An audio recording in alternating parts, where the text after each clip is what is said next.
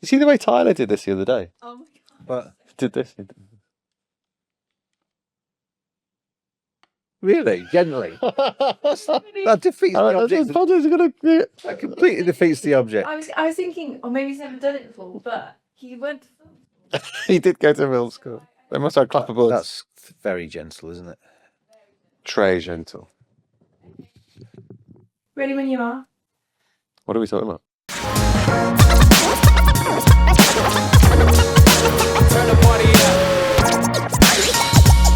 Welcome back to another episode of the Yorkshire Podcast Studios podcast with me, David Easson. And me, James Buttler. And today we're going to talk about not just video, what you was watching right now, but the importance of audio and how you've got to get it right in podcasts, which is strange that we're talking about it, James, because we're talking about video podcasts and then the importance of audio, when I think most people might consume podcasts, or still think that everybody does, in an audio format. But we hear, and maybe you hear, audio in either format that really doesn't work.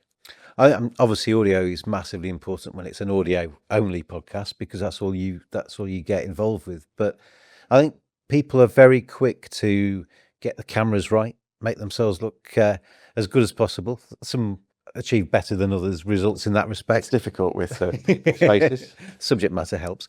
But I think when you get all of the visuals right, you get the lighting right, everything's looking good in the studio. One of the things that's very easy to forget about is how the audio sounds. And the audio is as important on your video as it is on your audio podcast, because you still need to hear people. You still need to make sure that quality is good. And it can be really off-putting, particularly for people that work in it often. You kind of pick up on things and you're listening to or watching podcasts and you're thinking that audio could be better. It's either too echoey, that person's not loud enough. By setting up the audio right when you are actually recording, saves you quite a bit of editing time later as well, because I've in the past had to get a video podcast and I've been thinking, right, I need to put that out as an audio as well. And I tend to do the audio first. When I'm video editing, I tend to get the audio right, and then you've got that ready for the audio podcast, and then it fits nicely into the video podcast, and it sounds good on both. Well, it goes way back to the start, doesn't it? Because you've got to get the audio as good as possible to start with. If you're in a studio as we are right now, then this should sound pretty right from the start, because we've set up our microphones here. We're able to monitor what's going on the desk behind the cameras. So producers here. Shout, Annabelle. There's a shout. She's listening. At least she's listening. That's the one thing. And so we get the audio right, and it means that when it goes into the edit, we've gone past 2 or 3 of those stages that you might feel you need to go through to start with. And it's worth taking that time, isn't it? Absolutely, yes. Now, when you've got external guests, or if you're recording on Zoom or whatever, then you get these extra levels, different kind of fences to get by. One of them is if you've got someone on a terrible microphone, they're just on a laptop mic, that's not great at all. That might be exacerbated by the fact that they're in an echoey room, a poor atmosphere. They might be in a busy place. They might even be outside. They might be on a phone. And I've done podcasts with pretty high profile people who will just turn up on an iPhone thinking, well, this is great when I'm when I'm doing my videos. It's not necessarily right when you're on a live stream or on Riverside or on Stream Deck or whatever, not Stream Deck, on StreamYard that you might be on. So again, you've got to get beyond that, and that will work out in the edit later on, because we'll come around to the AI magic that can help us if you ever need that help. I think as well, when you've got an external guest, it's worth, you set your studio up and you spend time setting up the microphones and the camera angles in the studio. It's worth spending a bit of time with that guest as well. Can you just tip your camera back a little bit? You're a bit high on the picture, but equally with the audio, is there any way you can change that to make it sound better before you actually press record? Yeah, cameras is really important. And there's also, again, I've been working on another podcast where they'll record on a laptop maybe, but they'll also set up their iPhone to the side to get an even a fourth and a fifth angle on a three-person podcast. So that's on a video side. From audio perspectives, well, you need to make sure that things are level, as James mentioned. Again, starting off with the audio level, it means that you don't have to normalize things and level things out when you're working on the edit later on. but it also makes that edit easier later on as well. Now, then you get the difference between editing in video and editing in audio. I think when you say you get the audio right first, that means polishing things up as much as you can. There is audio magic, trickery, basic audio edit you can do where everything is leveled out. If something is really poor quality, then you may or may not have seen Adobe Podcast Enhance, which can help to some extent, but people overdo that as well, don't they? Yeah. And I think as well, the edit for a video is different to the edit for the audio too. You can do two separate edits, because the video, when there's a pause, you can see how people are moving between that pause and somebody resuming. You might see the thinking time. You can leave obviously a gap in the audio, but if that gap's take 20 seconds, if I ask you a question and you're sitting there scratching your chin and ruminating about what the answer might be for 20 seconds, on a video, that's probably quite effective, because you can see you and you can see the cogs going, and you can see how that might add a little bit of drama to a video. On the audio, I would personally cut that down to probably more like 4 or 5 seconds. You have the gap, but you don't leave the listener waiting for ages. So the difference between editing for audio and editing for video may be only small, but it is different. Yeah, and you can shorten that video edit down. It's just because someone sat there for 20 seconds ruminating. If you've got the extra shots, the cover shots, the cutaways to somebody else in that time, you can narrow that down. But in audio, you can cut right down. And again, some people go too far with that. So you'll take out the ums and ers that might get in the way. But the way people talk is the way people talk, and you can't make them sound like robots. I wouldn't take out everybody's ums and ahs either, because that is just natural conversation. And we've probably said ums and ahs already in this podcast. There's one. There's one. Spotted. Now And that was natural as well. That wasn't intentional. But I think if somebody's it was an rather than yeah, I'll give you that. But if somebody is saying it after every sentence, and they're saying it, and it becomes almost, when you're listening to something, you can't get past that. You can hear there's them saying, take out a few, leave a few in because it's natural, but take out a lot of them, and then you can actually make that conversation. It's amazing if you actually edit an audio podcast and you do it really thoroughly.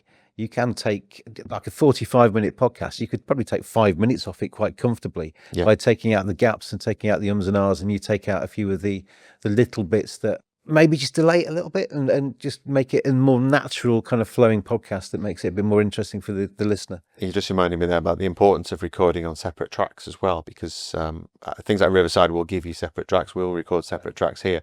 If you've got people talking over one another, there may be a really good thing that's said, which in a mix, if you just take from the mix, you will lose altogether, because someone will have spoken right over the other person.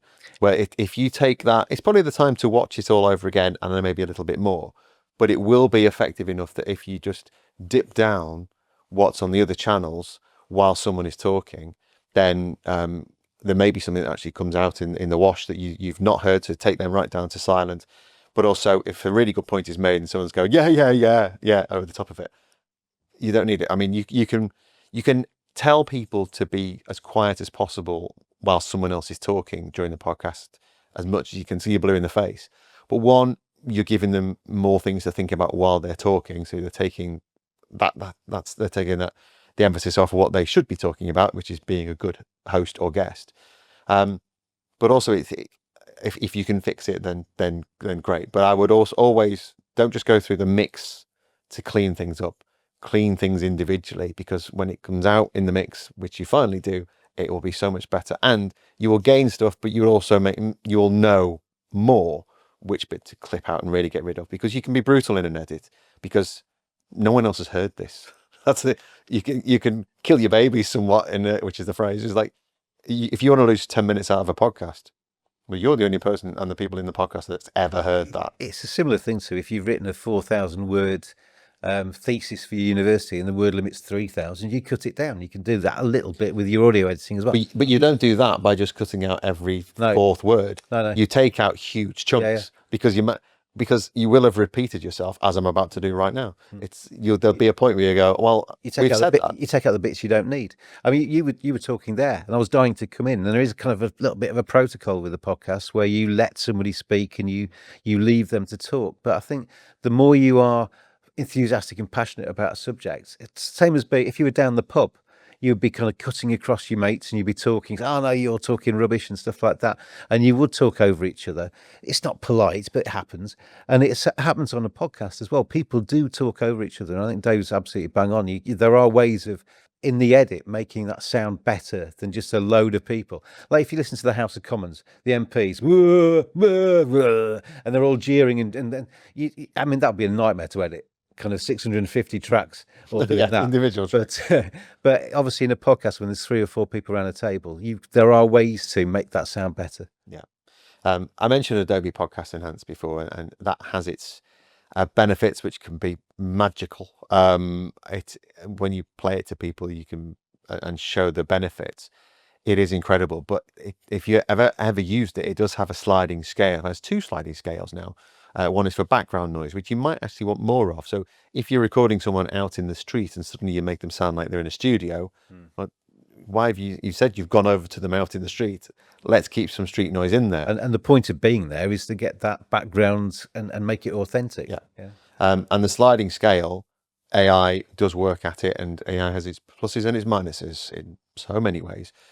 But if you go right up to 99% AI factoring on it, it used to sound dreadfully robotic. It still does. You can hear it. Your ears will tell you. But if you even just 15, 20%, I mean, even lower than that, just to take the edge off. A little fiddle. The little fiddle can help from time to time. And it might sound like it's a cop-out using something like that. It's not something that we use all the time. It might, because hopefully you'll have set up perfectly in the first place. But it does have its benefits if you want to use it. And I think you can use it for free for a certain amount each day if you're making your own podcast out there. One of the things that Enhance does do as well, if you don't get the bars quite right, you've got a nice little podcast going, everybody's laughing, and you get a sudden guffaw, and then it basically flattens that down, and kind of all of the laughter disappears out the room, and that's not what you want from your podcast. And I've heard many podcasts like that where everybody's joining in, and it will deaden everything.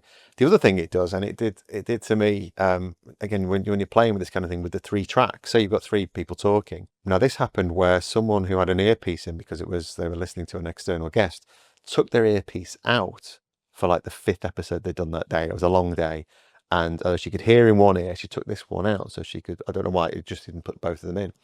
So what it did, and it was again magic. I don't know how it did it. It heard that there was a noise. It heard that there was somebody talking, and it was the external guest through the earpiece, and it blew that up to normal speaking sound. Although the noises that came through was like some kind of alien being beaming in from another planet. It was like one of those. If you've ever watched those ghost shows on, like most where they record a ghost coming through. Oh, I think that said I love you. No, 1, it didn't, and 2, you've got to clean that up then. And so that went too far. And I remember mixing it together and thinking, what's happened here? There's literally a ghost in the machine here.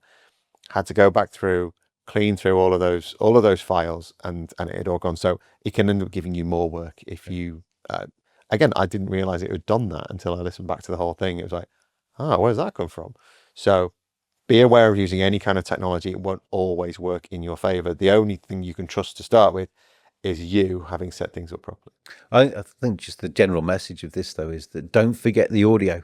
You spend a load of money on your cameras, you get the best webcam or the best camera that you want to do your podcast. You've got everything set up and everything's looking visually brilliant. It's going to ruin it if your audio sounds rubbish. So don't forget your audio. And obviously remember, everybody puts out the video on YouTube or wherever, but you also put out your audio podcast as well. So don't forget the audio. The audio is just as important as the video. Yeah, or possibly more. Absolutely. Possibly more, because the audio file goes out there and you've got to be able to hear it properly on the video. So if you're not getting the audio right, you're losing at least 50% of your possible audience, and maybe a bit more by people who go, I can't listen to this. It's either too much, it's been overworked, or it's been underworked. And I've seen, again, recently a podcast which has got hosts at home or guests at home, and they've got their own microphones working. They've got nice new podcast microphones working with them, and they've gone and sat in a conservatory. And you can have the greatest microphone in the world if you're If you're too close to it, as one of the hosts were, I'd say back off, or you're too far away and in a terrible atmosphere. Microphones they're not magic. They have to be set up in exactly the right way. And the other part of that is make sure that your guests, however famous, infamous, or amateur they are, know how to work them, and that they haven't just been having it on screen just as an ornament. And actually, the audio has been going through a laptop mic all the time. We've both done radio and recorded things at home and duvets over your head, all sorts of different things to try and make the sound better. Because obviously, when you're at home, you're not in a recording studio setup. That is why using Yorkshire Podcast Studios helps. And I forgot what we're here for. Yes, this is the plug, really, because obviously, you can spend a fortune on microphones, you can spend a fortune on your video cameras, you can spend a fortune on everything you're doing. But come to Yorkshire Podcast Studios, we can do all of that for you. And also, we've got people behind the camera. Shout again, Annabelle. There we go. Who will tell you? She's only got one word. When you're doing things wrong, or at least set you up properly, and be nice to talk down the line to people at home who will then hopefully make sure that what you've set up is absolutely perfect. As I keep banging a microphone here, we've both done it today. Again, warn your guests. Don't be handsy. So yeah, that's the importance of audio, possibly more important than video. I think it is. I think it probably is. Join us again very soon for more hints and tips. And please to come and work with us here at Yorkshire Podcast Studios, because we want to work with you.